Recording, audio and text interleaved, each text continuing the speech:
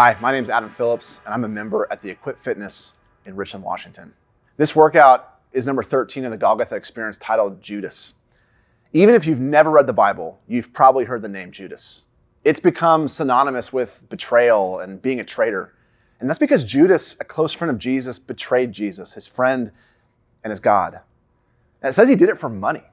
And an underwhelming amount of money at that, 30 pieces of silver, which was about 3 to 4 months' wages. Judas got carried away and he did something he immediately regretted and couldn't live with. Let's hear the story from Matthew 27, 3 through 10. Then Judas, his betrayer, seeing that Jesus had been condemned, was full of remorse and returned the 30 pieces of silver to the chief priests and elders. "I have sinned by betraying innocent blood," he said. "What's that to us?" they said. "See to it yourself." So he threw the silver into the temple and he departed. And then he went and he hanged himself. The chief priests took the silver and said, "It's not permitted to be put into the temple treasury since it's blood money." So they conferred together and brought the potter's field with it and a burial place for foreigners. Therefore, that field has been called Field of Blood to this day. Then what was spoken through the prophet Jeremiah was fulfilled. I don't know about you, but I can feel Judas's heaviness. The text says when he saw what was happening to Jesus, he was full of remorse, that regret, the guilt, the shame. That feeling we all get when our stomach drops and we're left asking ourselves, why did I do that? King David once in the Old Testament said, "My guilt has overwhelmed me like a burden too heavy to bear." Judas was feeling this heaviness. This is how sin works in all of our lives. Temptation comes and it weighs heavily on us. It's the heaviness of desire, maybe a desire to betray our values, betray someone that we love, or betray a promise. And all sin is ultimately betraying God, the one who made us for good and made us for relationship with him. And when we give in to temptation, a new weight comes.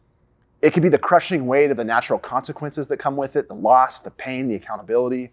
But underneath that, there's this intense weight that we know we've done something wrong. And Judas was desperate to make the weight go away.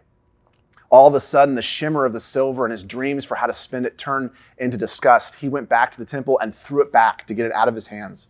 He didn't find any consolation there, though. And he lost all hope and ended up taking on his own life. The tragedy of the story is that Judas didn't see that there was a way to be freed from the weight. Not by throwing the silver back, not by letting the weight of his body take his own life, but by casting his burdens on Jesus. Jesus had said before, "Come to me, all you who are weary and burdened, and I will give you rest." John the Baptist said at one point, "Behold, the Lamb of God who carries away the sin of the world." I wonder, what if Judas would have remembered these words as he looked at Jesus? That when he saw Jesus being condemned, he remembered that Jesus was being condemned for Judas. That Jesus' death was for his betrayers. That not even Judas' sin was unforgivable.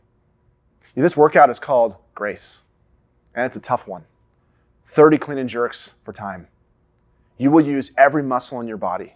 Your heart will be pumping and your lungs are going to feel completely taxed. I want to encourage you to let the exhaustion of this workout remind you of what temptation and sin feel like, the heaviness of that burden. But also to remember that Jesus came to free you from that burden, to make you light. He carried your weight to the cross and he buried it in the grave. And so each time you lift the bar, remember that Jesus came to lift and to carry your burdens away. And if you're able, repeat the words, "I will give you rest."